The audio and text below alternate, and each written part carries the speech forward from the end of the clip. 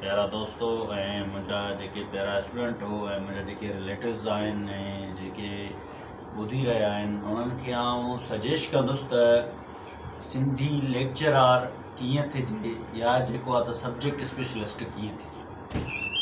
Basically मुंहिंजी जेका history गुज़री आहे उहा तक़रीबन हमेशह स्टडी सां रिलेटेड। आउं इन 2016 में सिंध पुलिस में एज़ अ कांस्टेबल तौरु भर्ती थियुसि। उन खां पोइ मुंहिंजी जर्नी स्टार्ट रही ऐं 2016 में जेको आहे त मूं MA सिंधी जी जेका एडमिशन कासमाबाद डिग्री कॉलेज में वरिती। जीअं मूं प्राइवेट कासमाबाद डिग्री कॉलेज में एडमिशन वरिती इन ड्यूरेशन ई अलहमदुलिल्लाह मूं नॉवेल्स बुक इलाही पढ़णु शुरू कया। छो जो करे पुलिस जी नौकरी हूंदी उन में इलाही शयूं यानी फेस करणियूं पवंदियूं हुयूं। मसलन तौरु कॾहिं एमरजेंसी ड्यूटी आहे, एमरजेंसी पुलिस में हूंदी आहे। ॿियो असांजो जेका फोर्स आहे उन मां नंढे मां नंढो रैंक जेका आहे कांस्टेबल जी आहे, ठीकु आहे। त उन ड्यूरेशन में माना हिकिड़ो माण्हू आहे पाण खे जेको आहे त मेंटेन करणु ऐं स्टडी खे जेको आहे त बरक़रार रखणु। मां केतिरो बि थकल हूंदो हुउसि, केतिरो बि थको टुटो हूंदो हुउसि, फ्रेश थी करे ड्यूटी खां पोइ पंहिंजे बुक्स में जेको आहे त हथ विझंदो हुउसि। ऐं इलाही सारा PDF मुंहिंजे मोबाइल में बि हूंदा हुआ।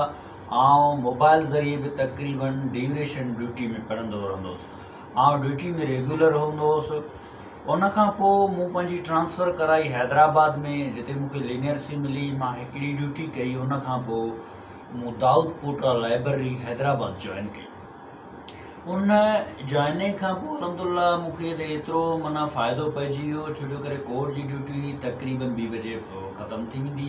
2 बजे ईंदुसि डायरेक्ट। उन मां जेको आहे त कपिड़ा चेंज करे वेंजी निमाज़ पढ़ी ऐं जेको आहे त मानी खाई 10 खां 15 मिंट थोरो लेटी रेस्ट करे निकिरी पवंदो हुओ। छो जो करे घणो रेस्ट जो टाइम हूंदो न हो। उन ड्यूरेशन 5 बजे मुंहिंजो सेंटर हूंदो हुओ, सनलाइट इंग्लिश अकेडमी। ओॾे वञिणो हो। पोइ जेके 2 कलाक हूंदा आहिनि त मां सोचींदो त 2 कलाक इहे मुसलसल जेके सुठे नमूने इहे मां टाइम ॾियां पढ़ां त उन जे लाइ कीअं। उन जे लाइ जेको जॻह बेस्ट हो उहा लाइब्रेरी हुई। मूं लाइब्रेरी वेंदो हुउमि ऐं लाइब्रेरी खां निकिरंदे सनलाइट अकेडमी ईंदासीं। अकेडमी अटेंड करे पोइ दोस्तनि सां चांहि वग़ैरह पी वरी माना घर वञी मानी वग़ैरह खाई तक़रीबन 10:30 मुंहिंजो टाइम हूंदो। आउं सुम्हंदो हुउमि, इन विच ड्यूरेशन में पढ़ंदो हुउमि। हिकु जर्नी थोरी ॾुखी हुई। उनखे कीअं मेंटेन कजे इंसान आहे, लाज़िम आहे। हमेशह तकलीफ़ूं ईंदियूं आहिनि। तकलीफ़ुनि खां पोइ ई जेको आहे त तव्हां लाइ आसानी पैदा कंदियूं। त तंहिं लाइ हिकिड़े जेको आहे त पंहिंजे एक्सपर्ट चयो त I will prepared some days come for me. माना मां हाणे तयारी कयां, आख़िर कुझु ॾींहं मुंहिंजा बि ईंदा। उहे ॾींहं कहिड़ा हूंदा? स्वीट्स डे, उहे कामयाबी वारा ॾींहं हूंदा। नौजवाननि खे तक़रीबन जेका पंहिंजी हॉनेस्टली महिनत करणु खपे ऐं ईमानदारी सां जेको आहे त पढ़णु खपे ऐं पंहिंजे गोल ते फोकस रखणु घुरिजे। असीं हमेशह जेको आहे न कॉपी कंदा आहियूं त मिसालनि तौरु कॉपी कीअं शॉर्टकट रस्तो वठण जो कॉपी कंदा आहियूं। भाई शॉर्टकट न वठो।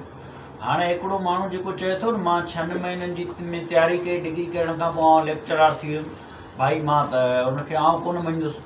छो जो करे मुंहिंजी हिकिड़ी 8 सालनि जी जर्नी रही आहे। 8 साल खां पोइ मूं तयारी करे माना हिकु मंज़िल ते पहुतो आहियां। जेका सब्जेक्ट मूं सुठे तरीक़े सां पढ़ी 8 साल लॻा। अञा मां चवां थो खोड़ सारियूं मुंहिंजियूं रहियल शयूं आहिनि।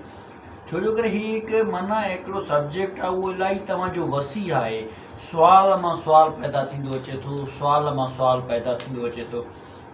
हाणे हिकिड़ो सुवालु आहे, तव्हां उनजो जवाबु सही बि ॾियो था, ख़बर न आहे इंटरव्यूअर अहिड़े कहिड़े फोकस ज़रिए तव्हां खां सुवालु पुछियो आहे। हर माण्हू जो पंहिंजो सेटअप हूंदो आहे। तव्हांखे 3 माण्हुनि खे मुतमिन करण लाइ जॾहिं जेको आहे त इंटरव्यूअर जे साम्हूं वञो था त उन्हनि खे लाइ हिकिड़ो दिमाग़ु खपंदो आहे, ठीकु आहे। अलाह साईं सभिनि जे लाइ बहितर कंदो। मुंहिंजी सभिनि दोस्तनि खे इहा ई सलाह आहे, तव्हां कोशिशि कंदा रहो। अल्लाह पाक तव्हांखे कामयाबी ॾींदो। महिरबानियूं। अस्सलामु अलैकुम।